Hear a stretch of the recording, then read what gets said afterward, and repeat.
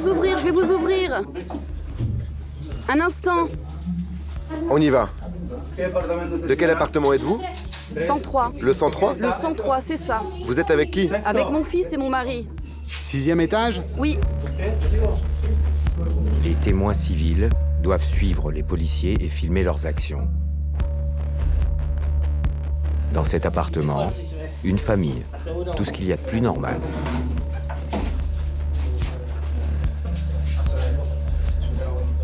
Mais un premier élément va confirmer les soupçons des enquêteurs. C'est pour ça qu'ils nous ont ouverts. Comment ça s'est passé? Ils ont ouvert la porte avant qu'on arrive? Avant qu'on fasse éruption. Parce qu'ils avaient installé une caméra. C'est fait pour. Comme ça, on peut pas les prendre par surprise. Ça veut dire que cet appartement est quand même suspect. Moi, quand je suis arrivé, je me suis dit, c'est une famille, il n'y a rien. Ils sont innocents. Que ce soit une famille, ça ne veut rien dire. En fait, ici, il y a une caméra. Ils ont placé une caméra. Ils nous ont ouvert la porte avant même qu'on fasse éruption. Donc, ils savaient qu'on était là. Exactement. Le caméléon est un petit animal à sang-froid. Ses yeux lui permettent d'anticiper les mauvais coups. Pour passer inaperçu, il change de couleur et se fond dans le décor. Moi aussi, je sais m'adapter aux situations les plus dangereuses.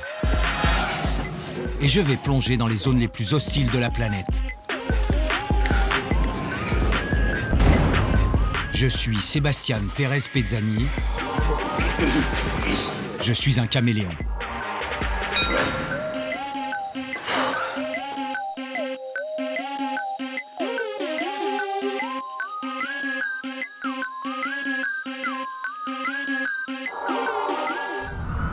On l'appelle le Naples de l'Argentine. Situé à 300 km de Buenos Aires, c'est la 3e ville du pays.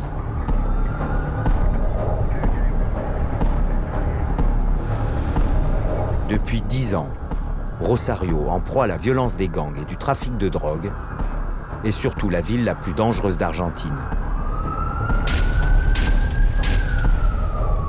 Entre misère extrême et corruption, les trafiquants ont trouvé ici leur terrain de jeu idéal. Il y a des mecs qui nous ont repérés. On va pas rester très longtemps. Je vais passer 7 jours dans une ville où la guerre entre factions criminelles fait plus de 500 morts par an. Toi aussi, on t'a tiré dessus? J'ai pris 7 balles. Tout se sait. Ils guettent tout et rien ne leur échappe. Durant ces 7 jours, je vais suivre la police anti-gang qui tente de reconquérir la ville avec à sa tête Daniel Corbellini, le nouveau patron de la lutte anticorruption.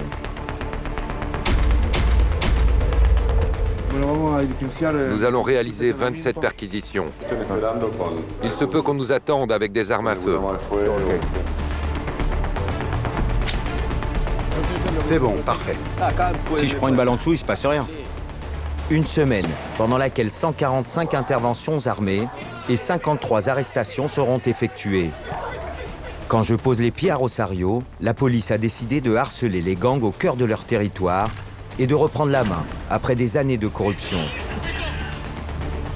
Mais dans cette guerre d'usure, le sens de l'adaptation des narcos n'a pas de limite.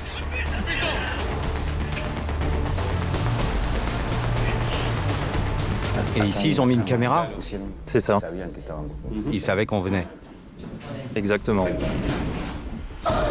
Au cœur du conflit, 2 équipes de football et leurs supporters ultra-violents que les factions criminelles tentent de noyauter.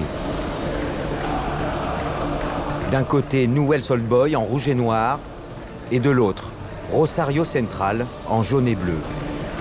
Les supporters et leur organisation de quartier tenue par un chef, c'est une porte d'entrée idéale pour écouler la drogue. L'enjeu, contrôler la ville et les points de vente. À Rosario, chaque pâté de maison appartient à un gang, et pour s'agrandir, chaque gang doit éliminer son adversaire. Tu as tué combien de personnes? 16. Bienvenue dans la ville où le football n'est plus un jeu depuis longtemps. Bienvenue à Gomorrah City.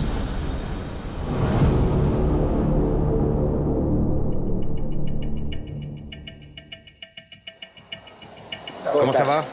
Comment? Tu es seul? Ouais. avec ma petite caméra. Bonjour.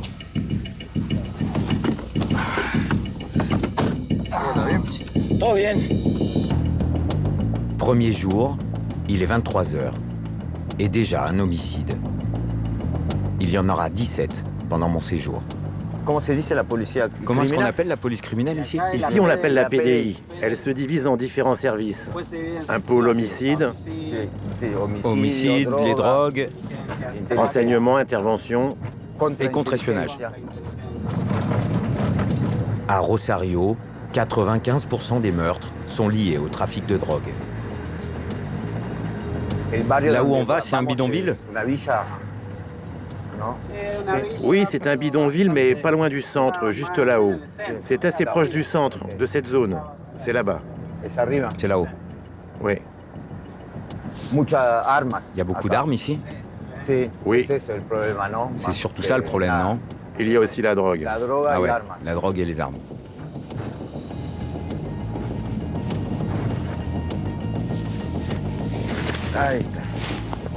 Nous arrivons à la Villa Banana, un des quartiers les plus pauvres de la ville. 30 minutes après l'exécution.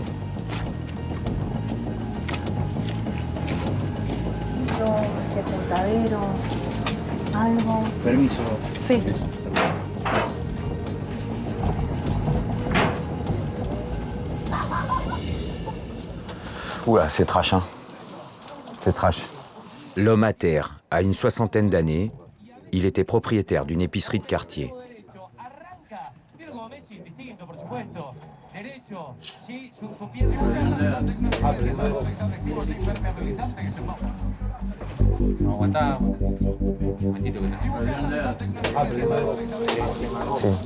Trois tirs à la tête. Donc ça veut dire que c'est pas simplement une dispute ou une embrouille, quoi. Non, ils sont venus pour le tuer. C'est des sicarios. Ils l'ont exécuté.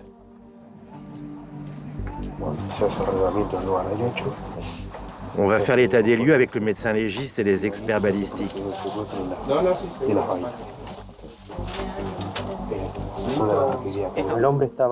L'homme était assis avec un pied dans une bassine d'eau. Et de là, par une fenêtre, On lui tire dessus depuis la fenêtre. ils ont tiré par la fenêtre, au moins 2 tirs. Ensuite, ils entrent et ils l'achèvent.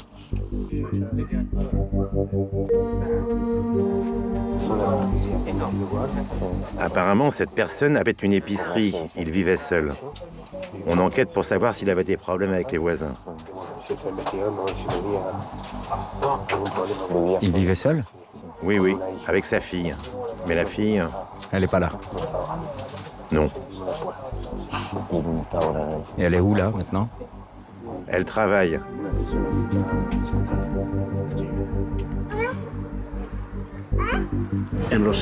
Actuellement, à Rosario, on vit une situation très compliquée avec les armes. Et les drogues? Avec les stupéfiants, oui. Mais c'est pas comme au Mexique ou au Venezuela. Non, non. Mais ça monte. Mais ça monte. Ça monte, oui, le pourcentage augmente et les événements aussi. Mais bon.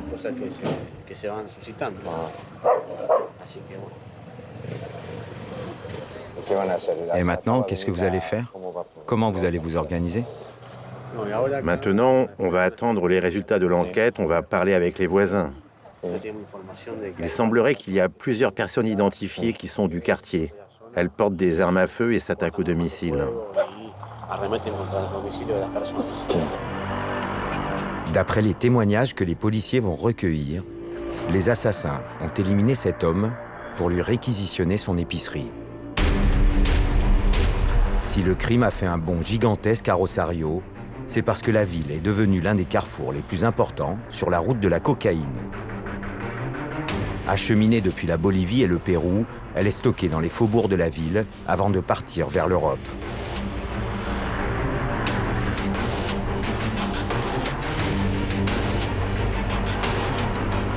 Et pour cacher leurs marchandises, les trafiquants locaux ont une spécialité, les bunkers. Des maisons dont ils expulsent les habitants et qu'ils transforment en forteresses. Le temps que la police intervienne, la drogue est évacuée par des tunnels.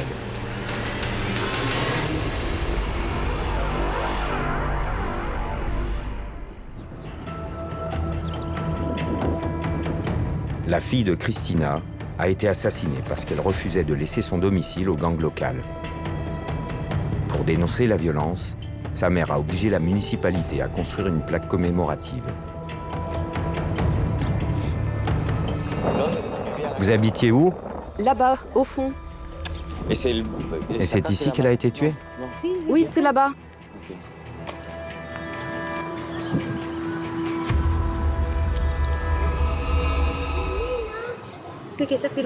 Regarde, je l'ai signé.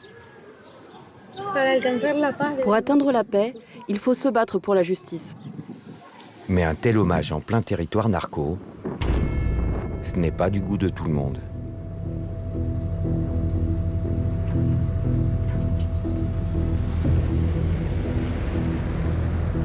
Il y a des mecs qui nous ont repérés.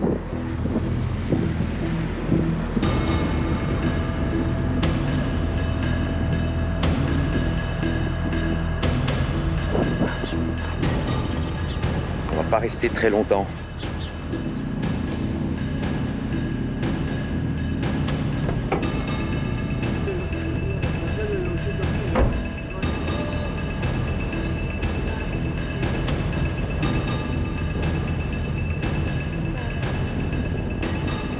En sortant du quartier, nous allons réussir à passer devant l'ancienne maison de sa fille, que les trafiquants ont transformée en bunker.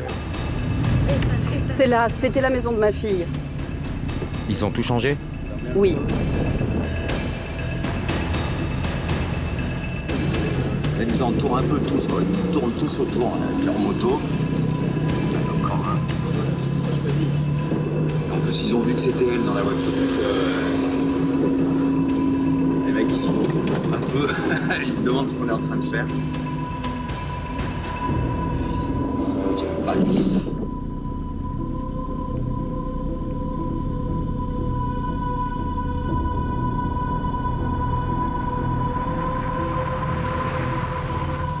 Pour que Cristina me raconte comment un jour de 2013, sa vie a basculé, nous avons dû rouler pendant une demi-heure.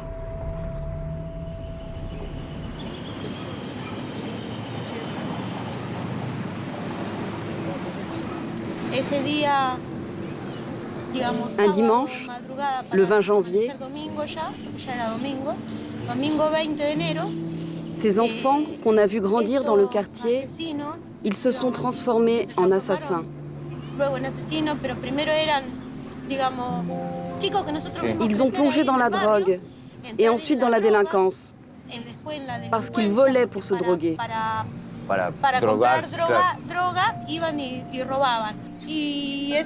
Ce jour-là, quand ils sont entrés dans la maison de Laura, ils venaient de fêter les 15 ans d'une voisine. Je suppose qu'ils avaient consommé pas mal de choses.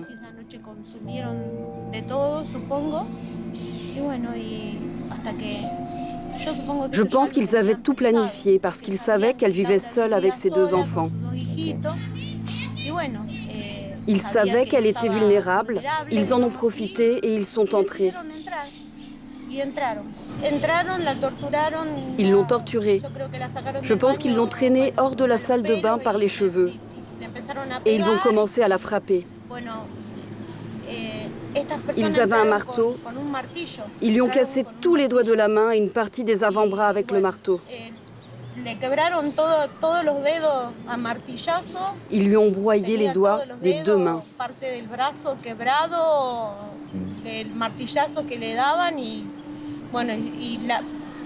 J'ai été une des premières personnes à arriver sur la scène du crime. J'ai trouvé ma fille à moitié nue, le haut du corps sur la cuvette des toilettes, dans une mare de sang. Elle était comme ça, sur les toilettes.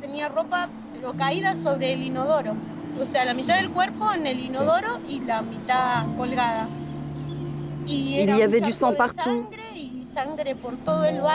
Partout, sur les murs, partout, de toutes parts. J'ai cherché son pouls, je lui ai pris la main, même si elle était encore tiède. Elle était déjà morte. J'ai fait 2 pas pour sortir des toilettes Et j'ai trouvé Mia par terre.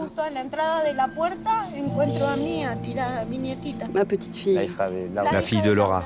La fille de Laura, de 4 ans. Mia avait tous ses vêtements. Elle était recroquevillée sur elle-même. Je lui ai tourné la tête et elle avait reçu un coup sec sur le crâne avec le marteau.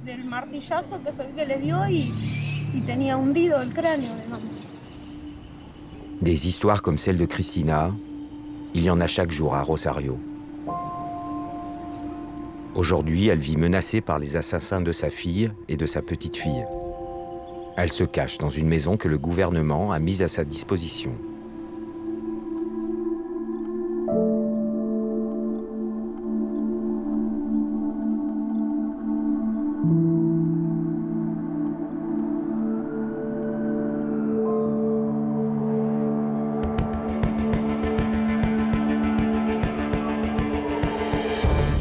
Troisième jour, les services de l'anti-gang m'appellent pour la 2e fois. Ils ont décidé de frapper un grand coup.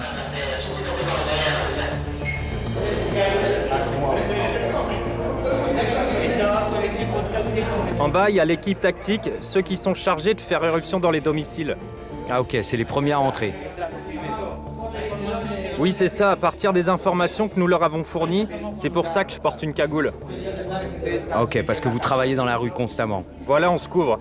Vous vivez avec les criminels? Exactement, c'est pour ça. Parce que vous avez des relations avec les criminels. Ces hommes en cagoule vivent infiltrés 24 heures sur 24 au milieu des trafiquants. C'est grâce à leurs informations que les raids sont déclenchés. Ensuite, c'est une brigade armée jusqu'aux dents qui prend le relais.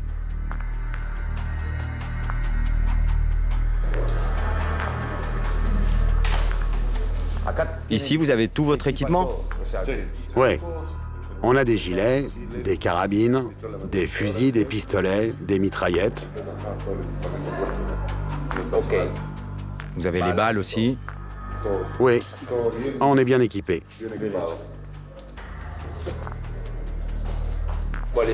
C'est quoi le danger pour vous? Le danger? C'est qu'ils soient prêts à vous recevoir? Oui, c'est ça, qu'ils nous attendent. Qu'ils nous attendent avec des armes à feu. Mais vous entrez avec des protections? Une sorte de plaque en métal? Bien sûr, oui, avec le bouclier. Le personnel est formé pour réaliser ce type d'intervention. Combien d'assauts vous allez faire? Un seul? On en fait plusieurs. Mais comment vous allez faire? Il y a plusieurs groupes, et vous entrez et vous ressortez? Nous intervenons simultanément à plusieurs équipes. Ça fait des années que vous faites ça? Oui, depuis un certain temps déjà. Vous vous êtes déjà retrouvé dans une fusillade? Oui, avec les années, on acquiert de l'expérience. Comment ça a évolué? Avant, c'était plus violent ou c'est aujourd'hui? Aujourd'hui. Aujourd'hui, c'est plus violent. C'est compliqué.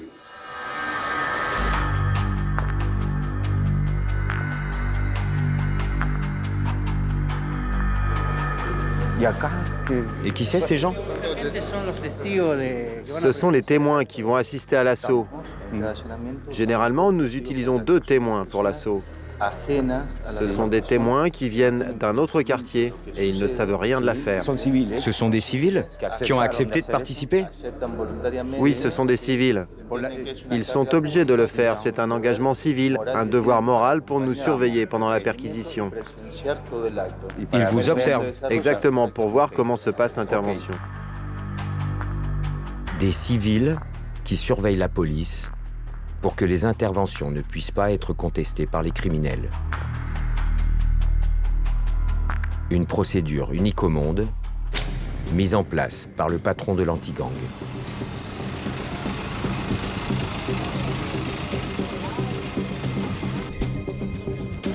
Nommé il y a 1 an, Daniel Corbellini mène 2 combats. Le premier contre les narcos et le deuxième contre ses propres services. Jusqu'à son arrivée, la police de Rosario était la plus corrompue du pays. Son prédécesseur, Sergio Berni, est aujourd'hui poursuivi pour enrichissement personnel. Durant les 3 années où il était en charge de la lutte antidrogue à Rosario, son compte en banque a été crédité de 3 600 000 euros.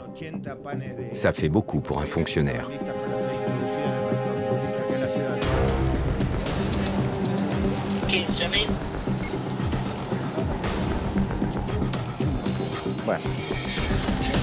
Il y a 150 personnes? Exactement. Il y a les militaires et vous, la police anti-gang. La police du renseignement, de l'espionnage. Du contre-espionnage aussi? Contre-espionnage, narcocriminalité et les équipes du RAID, et aussi la BAC. Est-ce que c'est l'intervention la plus importante du mois? De ce mois, oui. Pas de l'année, mais du mois, oui. On va dans un quartier difficile et souvent violent. Combien de temps a pris l'enquête? Plusieurs mois? Avec le parquet, ça a pris 3 mois d'enquête. Et comment vous procédez? On s'approprie des territoires. Avec les services secrets? D'espionnage. Et ils se sont infiltrés. Exactement.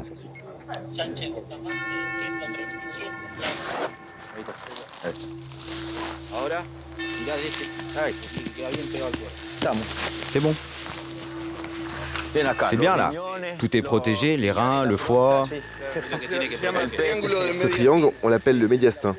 Il vous protège le cœur, le foie. C'est bon, parfait. Ah, s'il tire en dessous de la ceinture, c'est pas grave. Il est 20h quand les forces de l'ordre décident de passer à l'action. L'endroit où nous allons était il y a quelques semaines encore un nid de vipères où personne ne pouvait entrer. C'est la 3e intervention dans ce quartier en une semaine. Les trafiquants encore en place sur cette zone sont ceux qui jusqu'à maintenant avaient échappé au radar des enquêteurs. Ce sont les plus discrets, ceux qui sont aux commandes, les patrons du quartier.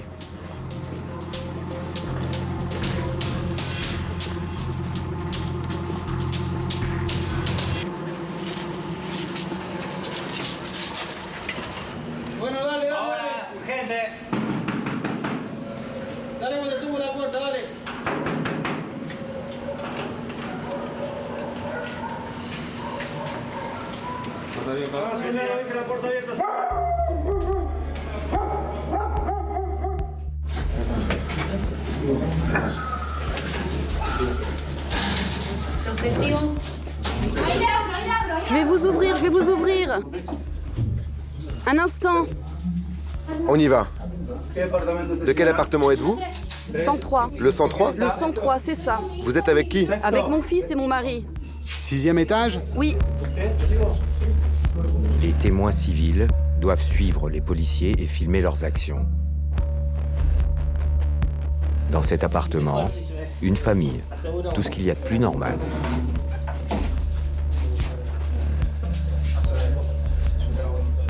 Mais un premier élément va confirmer les soupçons des enquêteurs. C'est pour ça qu'ils nous ont ouverts. Comment ça s'est passé? Ils ont ouvert la porte avant qu'on arrive? Avant qu'on fasse éruption. Parce qu'ils avaient installé une caméra. C'est fait pour. Comme ça, on peut pas les prendre par surprise. Ça veut dire que cet appartement est quand même suspect. Moi, quand je suis arrivé, je me suis dit, c'est une famille, il n'y a rien. Ils sont innocents. Que ce soit une famille, ça ne veut rien dire. En fait, ici, il y a une caméra. Ils ont placé une caméra. Ils nous ont ouvert la porte avant même qu'on fasse éruption. Donc ils savaient qu'on était là. Exactement.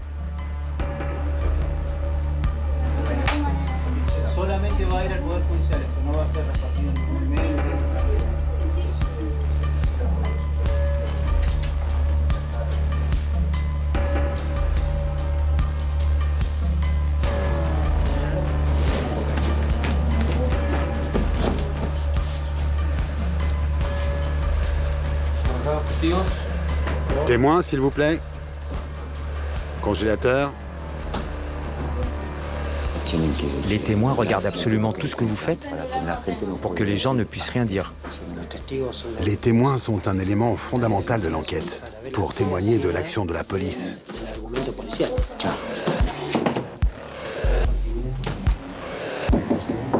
Pas de drogue dans l'appartement, mais les policiers trouvent un deuxième élément qui conforte leurs doutes. 10 téléphones portables, beaucoup trop pour une famille sans revenus.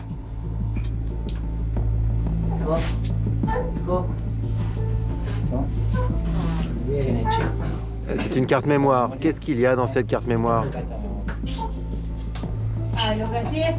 Ne me prenez pas la carte mémoire. J'ai toutes les photos de mon mari dedans. On va la saisir. On va tout embarquer parce que c'est un dispositif d'enregistrement. On va l'emporter avec nous.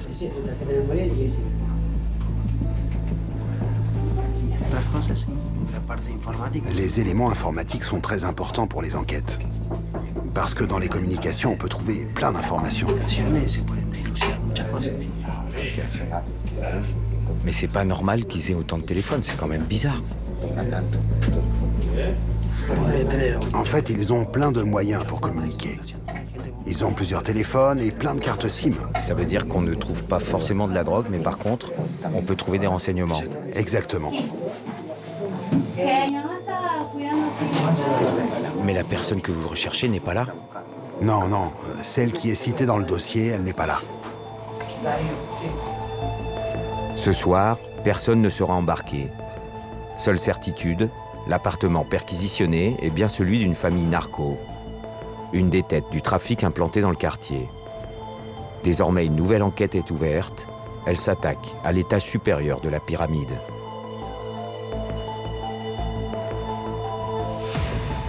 Quatrième jour.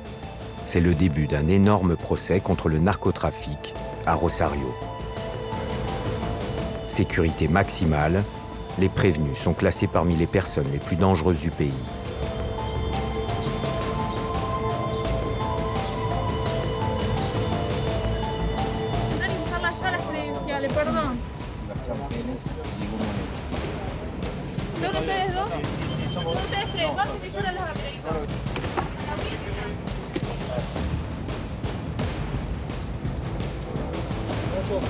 Bon, alors on vient d'être accrédité pour le premier jour du procès des Monos. Toute la presse locale qui est là, et nationale. C'est un des plus gros procès qui a lieu en Argentine. Il y a un des plus gros et puissants gangs de Rosario. Les Monos, c'est la famille Cantero et leur chef, Ariel Cantero. Un clan ultra-violent qui, en l'espace de 10 ans, a transformé Rosario en enfer. Soupçonné d'être en lien direct avec les cartels mexicains et malgré l'arrestation en 2015 de la plupart des responsables, les Monos vont continuer à régner sur la ville depuis la prison. Condenando a Cantero, Ariel Máximo, hijo, con demás datos, la pena de 22 años de prisión. Jugés une première fois pour assassinat et trafic de drogue, les 3 chefs du clan n'hésiteront pas pendant leur procès à envoyer un message au domicile du juge d'instruction.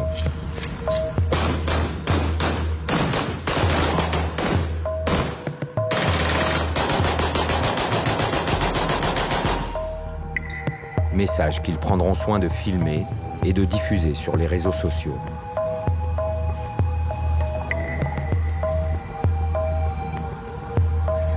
Résultat, procès reporté et ouverture d'une nouvelle enquête.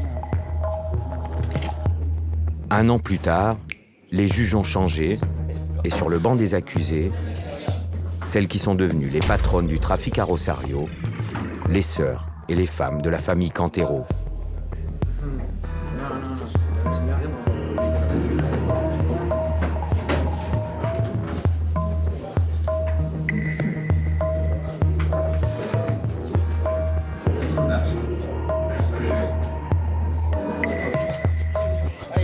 Procès exceptionnel, mesure exceptionnelle.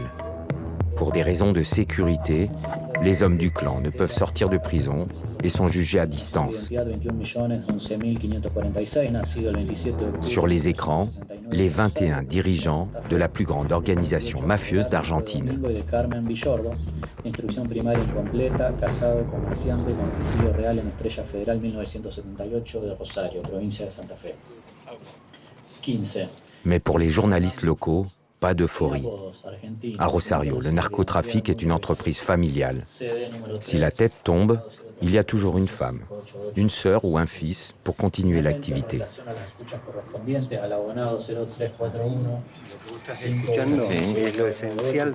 Le plus important dans cette affaire judiciaire, c'est qu'on commence à comprendre que la mère de Guille Cantero et sa femme ou sa compagne recevaient des instructions depuis la prison. Par téléphone. Oui, via des appels téléphoniques pour organiser la distribution de la drogue. Et en même temps, elles faisaient leur propre business. Ah, mais ça, c'est très important comme nuance, parce que dans ce cas, on peut affirmer que ce sont elles, les vrais parrains. Exactement. Dans ce cas, on peut dire que c'est la première fois qu'une organisation de trafic de drogue est gérée par des femmes. C'est nouveau. C'est tout nouveau. À l'extérieur du palais de justice, Hernán Lascano, le journaliste spécialiste de la famille Cantero et auteur du livre Los Monos, qui raconte comment la famille a fait main basse sur la ville.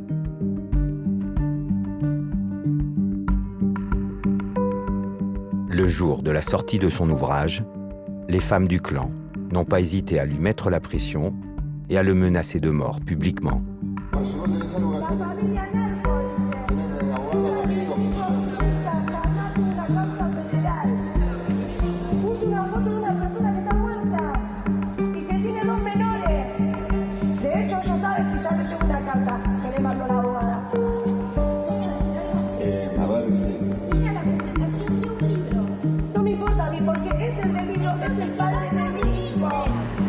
Aujourd'hui, Hernán Lascano vit sous protection policière.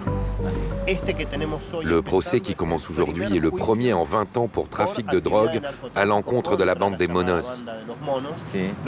C'est un événement historique qui démontre aussi les difficultés rencontrées pendant 20 ans par le système judiciaire face à cette organisation. Et c'est en train de changer. Mais bon, un autre sujet très important qui est sorti à la lumière et que je trouve particulièrement intéressant comme histoire, c'est comment l'argent illégal des Monos s'est introduit de façon légale dans notre système économique. Oui, parce qu'ils ont construit des immeubles. Ils ont acheté des immeubles, des propriétés, des voitures chez des concessionnaires. Ils ont construit des maisons, ils ont fait appel à des architectes. Ils avaient une armée de professionnels pour blanchir l'argent. Et pourtant, ils n'en ont même pas eu vraiment besoin. Car notre système de détection de blanchiment d'argent est tellement déficient qu'il se permettait de dépenser l'argent sale sans même le blanchir. On estime à 60 millions d'euros la richesse de la famille Cantero.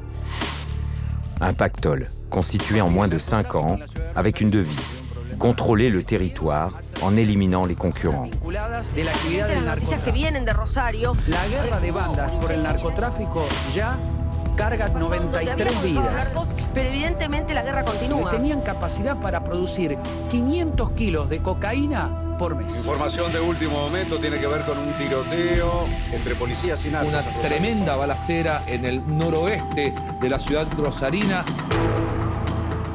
Ce que révèle le livre d'Hernán Lascano, c'est que les narcotrafiquants à Rosario s'appuient sur des frontières invisibles. D'un côté, les rouges et noirs. Et de l'autre, les jaunes et bleus. Ces couleurs, ce sont celles des 2 clubs de football de la ville, Newell's Old Boys et Rosario Central, qui se vouent une haine féroce depuis toujours. Chaque quartier est affilié à l'un ou l'autre des 2 clubs. Chaque pâté de maison est contrôlé par un responsable de supporters. Les supporters argentins, on les appelle les Barra Bravas. Ce sont les plus violents du monde, et ceux de Rosario sont les plus violents d'Argentine.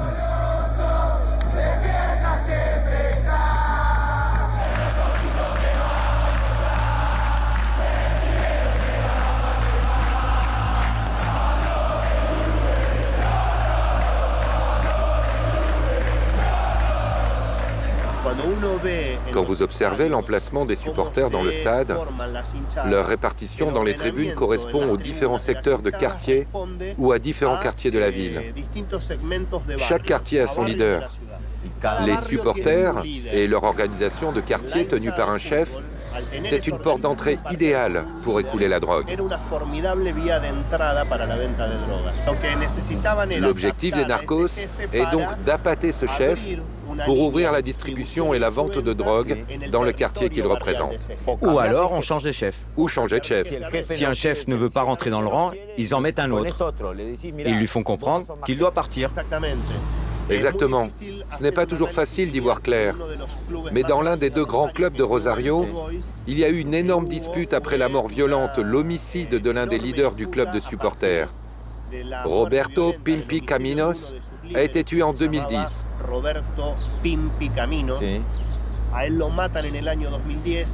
Il était très proche du gang des Monos. Et sa mort a déclenché des disputes entre plusieurs factions des Monos qui voulaient prendre le contrôle du club de supporters. Parce que contrôler le club, c'était contrôler le business.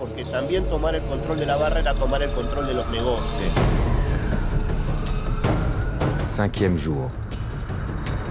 Championnat argentin, Rosario Central, les jaunes et bleus, jouent à domicile.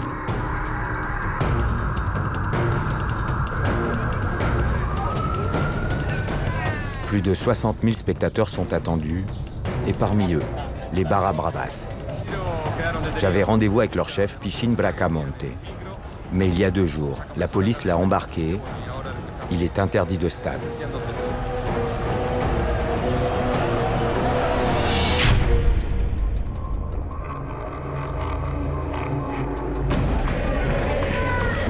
Pour prendre sa place, les prétendants se bousculent. Plus personne ne contrôle les tribunes.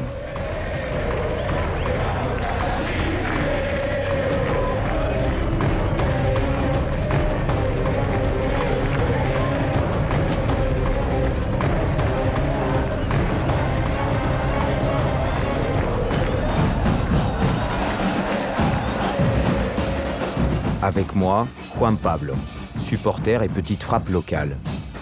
C'est mon contact à Rosario. Il va m'interdire d'aller plus loin. Bon, alors je suis dans la tribune populaire, qu'on appelle comme ça.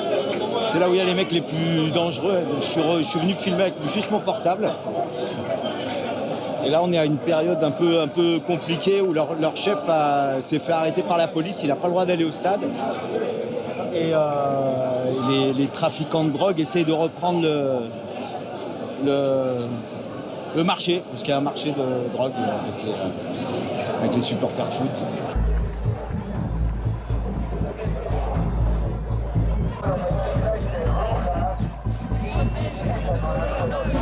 C'est un peu compliqué de s'approcher des mecs, putain. C'est une fuite totale, quoi. Je sais même pas, ils sont tous en train de se droguer. Bon, ça approche petit à petit, mais ça ne fait pas grand-chose.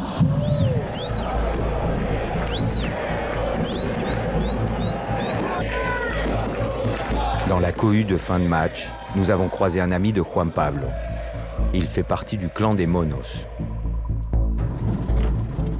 Il veut bien nous parler, mais chez lui, à l'abri des regards.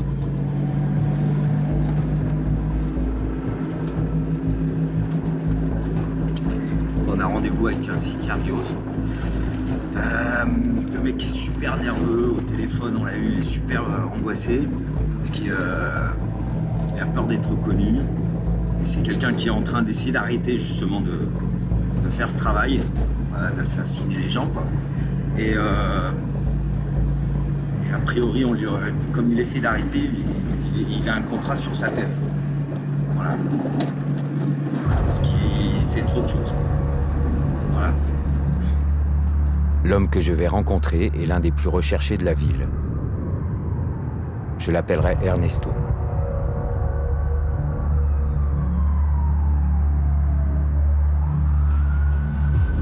Là, ici, il y a eu des coups de feu. Ils ont attaqué sa maison. Donc il a reçu 6 balles. Et donc là, on ne peut pas filmer le reste de la maison parce qu'il a peur d'être reconnu par les gens et donc qui passent pour une balance, quoi. Donc,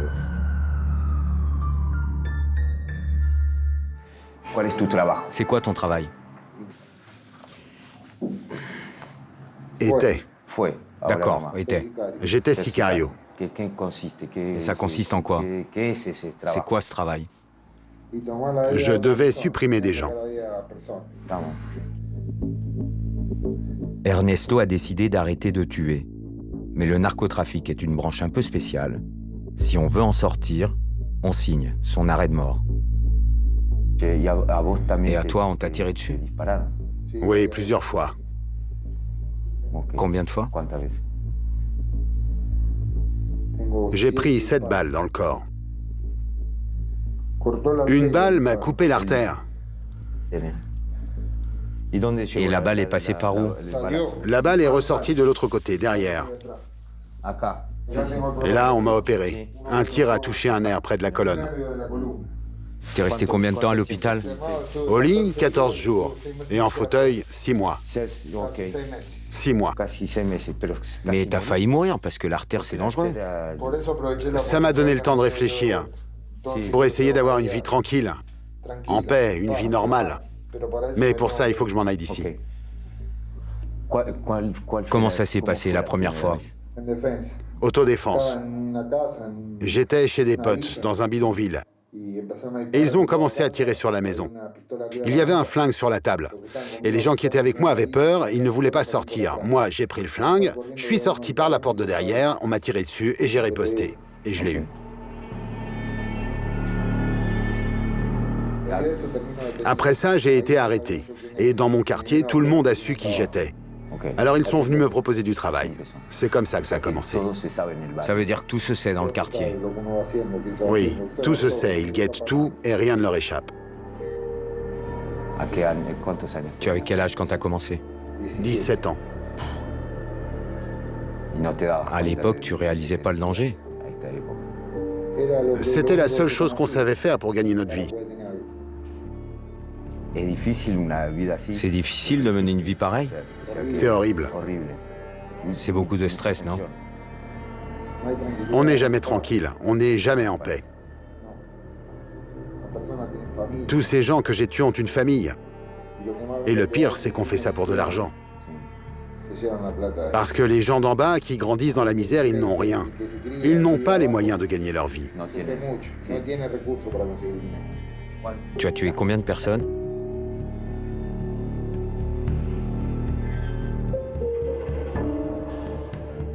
« 16. 16. Ah, pardon. Désolé. Au moment où je parle avec un sicario, je reçois un message de l'anti-gang. Des nouveaux renseignements sont tombés. Une opération surprise est prévue dans 1 heure. Afin d'éviter toute fuite d'informations, Daniel Corbellini a convoqué des équipes réduites. Bon, il est 5 h du matin et bah, c'est reparti. Bonjour. Nous allons réaliser 27 perquisitions. Le parquet nous a signé tous les mandats. Les 8 premiers sont pour des cambriolages. Il y en a 8 autres pour homicide.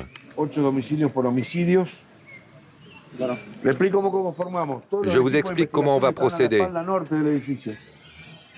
Toutes les équipes d'investigation vont se placer sur la façade nord du bâtiment. Chaque équipe avec un mandat rejoint une équipe d'assaut. Et ils partent ensemble. Même pour les opérations surprises, il faut des témoins civils. Sans eux, toute intervention de la police est inutile. Alors les policiers vont aller à la pêche. Tous les habitants de Rosario savent qu'ils sont obligés d'accepter les convocations, même les plus matinales. Il allait travailler, lui? Oui, on l'a chopé juste à temps. Le patron du témoin n'a pas le choix.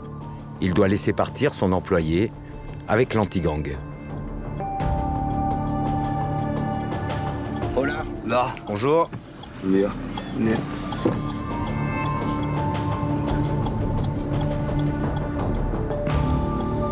Il faut absolument 2 témoins pour l'opération.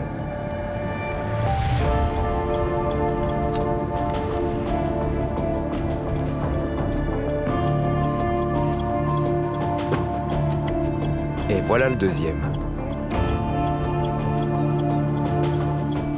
Lui, on dirait qu'il sort d'une fête.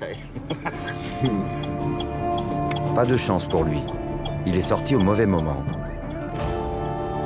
Sans une très bonne excuse, il est obligé d'accepter.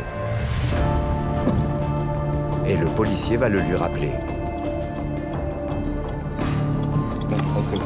Bonjour. Daniel, on est en route avec les 2 témoins. Tu savais que tu étais obligé d'accepter si la police te demande d'être témoin? Oui. Les gens le savent. Oui, c'est pas la première fois. Sous pression depuis plusieurs mois, les trafiquants investissent chaque jour de nouveaux quartiers. L'endroit où nous intervenons est un territoire inconnu des policiers.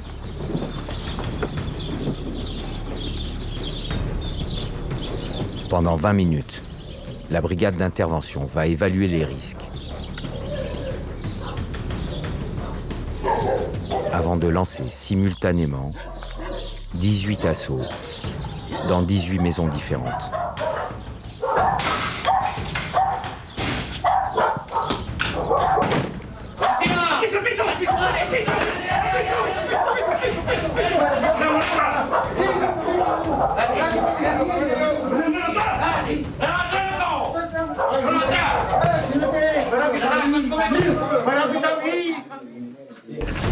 Pour éviter toute riposte du gang, leur chef est immédiatement exfiltré. Deux hommes à l'arrière. À bord de la voiture, 2 policiers et un témoin civil. Les opérations vont durer 1 heure. Il y aura 9 arrestations.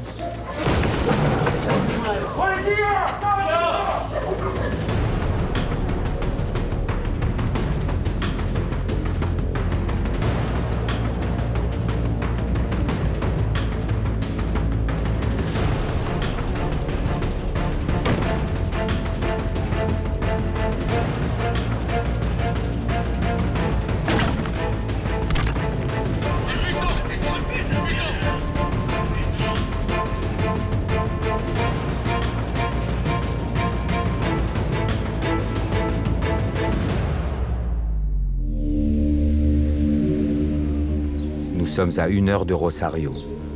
Chaque fois, l'anti-gang intervient de plus en plus loin.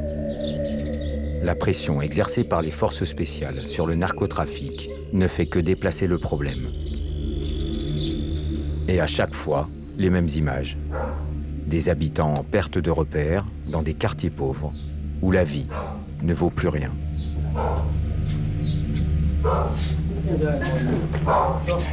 Le chien rentré, ça me pue. C'est horrible, comment on peut vivre comme ça, quoi. Des enfants, une merde de chien. Cette femme stockait 10 kg de cocaïne pure qui devait partir pour l'Europe. Elle prendra minimum 10 ans de prison. Pendant ce temps, de l'autre côté de l'océan, la demande en poudre blanche ne cesse de grimper.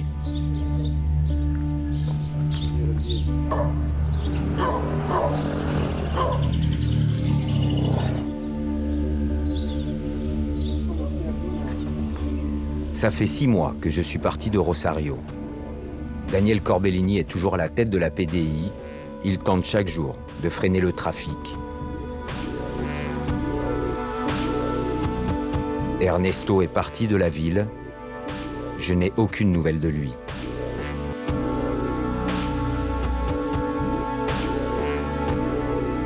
Hernan Lascano a suivi la chute du clan des Monos. Il prépare un livre sur les nouveaux parrains de Rosario.